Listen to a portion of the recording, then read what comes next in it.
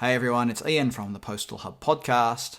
And Marek from Last Mile Expert. And we are the Last Mile Prophets. And today we're going to talk about drugs, Marek, but not the kind that university students might dabble in on the weekend. No, in all seriousness, we're going to be talking about delivery of pharmaceuticals. Because JD.com, the Chinese e-commerce giant, recently announced a nationwide collaboration with over 200,000 pharmacies. Obviously, China, the numbers are always big, but still 200,000 pharmacies in over 200 cities to offer 30-minute fast delivery of drugs or of pharmaceuticals. 30 minutes delivery, it's not bad.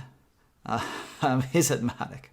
It's certainly impressive. And I think if you look at this and also at the same time look at what's happening in the US with Amazon and PillPack, I can smell disruption coming fast. And apparently this has been super popular. They hit all kinds of records as soon as it was launched back in June. And it's opening the door in China to this world of online fulfillment of prescriptions and so on. And it's something we've read quite a lot about in the USA. There's been a startup, the name of which alludes, I think it might be called PillPack off the top of my head. PillPack's the one that Amazon bought. Because that's the one that Amazon then bought. Because Amazon's been looking at this whole play into pharmaceuticals and healthcare and all of that. Interestingly enough, UPS has been a little bit active in this space as well. When you look at, I'm going to mention drones this time, Marek. You are? Oh, my word. All right. Just brace yourselves, everybody. If you're not already sitting down, sit down. This is actually one of the areas where I think drones actually have an application, which is the speedy point-to-point transport of things like blood samples, tissue samples, whatever it might be, between hospitals. We saw that Swiss Post did it in Switzerland, obviously, in partnership with hospitals there. Unfortunately, they've had to shut down that program. I can't remember if that's permanent now, the shutting down of that program. But it's actually an area where you can see that there are benefits as opposed to some dude getting his T-shirt delivered via drone, right, which is simply a waste of everything. Anyway, we were talking just before we hit record, Marek, about how this could be a sector really ripe for disruption, that there's a lot of entrenched thinking in this space. I think what's interesting here is, on one hand, that this is an industry with fat margins, fairly strong legacy thinking. It's not the most innovative. I mean, the drugs themselves, of course, are innovative. They're continually challenging new diseases, and one would say that they're pretty successful there. But actually, the distribution itself hasn't changed. So that, I think, is one side of the story. And the second part of it, it's a little bit like it was with grocery and fresh. Amazon wanted to get in there because people buy that more often. And if you look at pharmacy, and particularly if someone has regular renewed prescriptions, then in a way... Who's got a chronic condition and they have to take a medicine to manage that, they'll be regularly buying that medicine, whether it's depending on the kind of medicine that it is, whether it's weekly, fortnightly, monthly. And it sounds a little bit cruel to be talking about making money out of someone's suffering or someone's illness, but there is already an industry around that. Absolutely. And I would look at it a bit differently. It's maybe making money, but it's also making their life easier. So particularly if you think about... It's a much better way of saying it, yeah.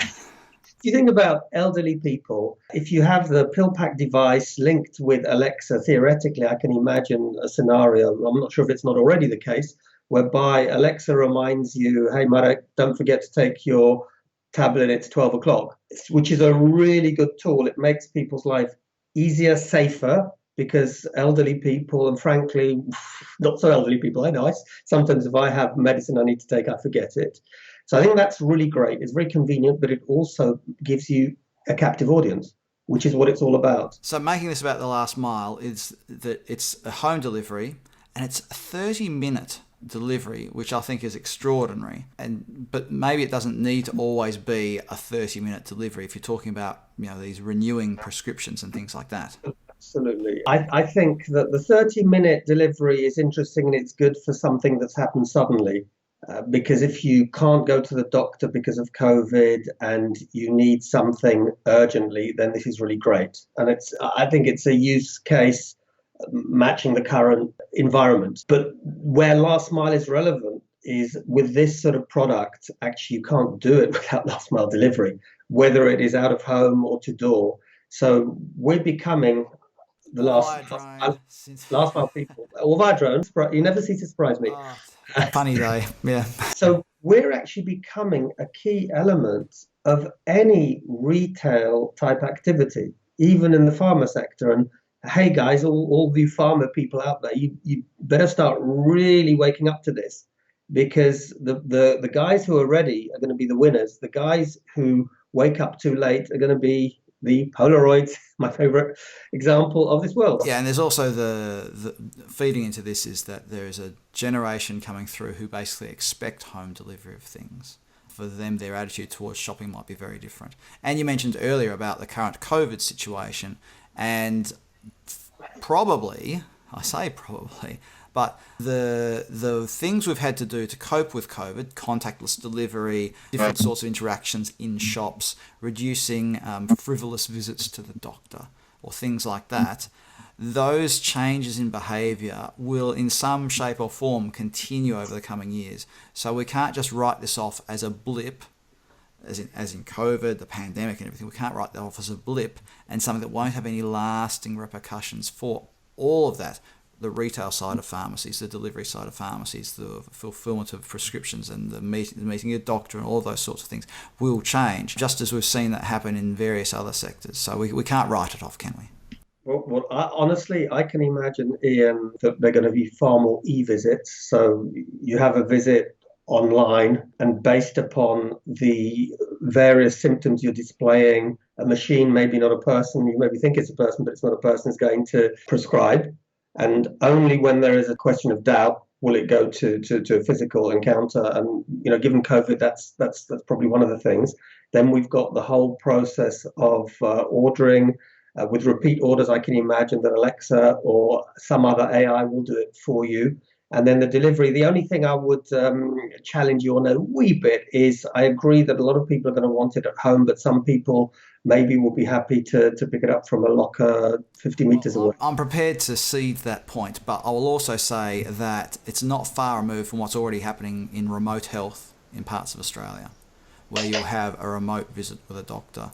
And things like that. So in those sorts of remote communities, I can see that's not a huge step to what we've just been talking about when it comes to online fulfillment of pharmaceuticals. And sort of just taking a step back from pharmacies for a moment, what this has been built on, returning to the JD.com, they've built it on this online to offline platform that they've built. Again, here's where alarm bells have to be ringing for people who are not selling online or have no intention to sell online, is that you can't think like that anymore. Absolutely. It's you're either part of it or you're going to be one of the losers, in my view, because it's clear that this is the way the world is going. We already use this stuff. If I look at my kids who are 16 and 18, for them, everything's via the smartphone. They can't imagine to do things in the old-fashioned way. And I think that businesses, whether it's frankly pharmaceutical or other, that don't understand this are going to be in big trouble. And one other thing I will say from our discussion on lockers, looking at China is often one of the places where new trends happen. Because of the scale, they need to move fast, they need to find new ways of doing things. So I think this is a very clear indicator of where things will be going. Share your comments below, everybody. Let us know what you think. Is this purely a Chinese phenomenon, or will it have worldwide implications? I don't think it can be described as purely a Chinese phenomenon, given what we've been discussing with Amazon and UPS and all of that. So share your comments below. What do you think is going to happen in e-health, delivery pharmaceuticals? What does it mean for the last mile? Will we have to develop new solutions? All interesting things to discuss. Marek, Różycki, Managing Partner, Last Mile Experts. Thanks for joining us on The Last Mile Profits today. Thank you, and thank you, everyone. One thing I just wanted to add, it would be great to have some views from people in the industry, because we will typically have people from post, carriers, e-commerce. It would be great to have some views from people in the pharma industry. Comment below. Thanks, Marek, and catch you all next time on The Last Mile Profits. Hey everyone, hope you enjoyed this episode of The Last Mile Profits. Make sure you subscribe, hit the subscribe button and also the notifications bell so you get a notification every time we add a new video to this channel. Look forward to sharing more stuff with you on The Last Mile Profits.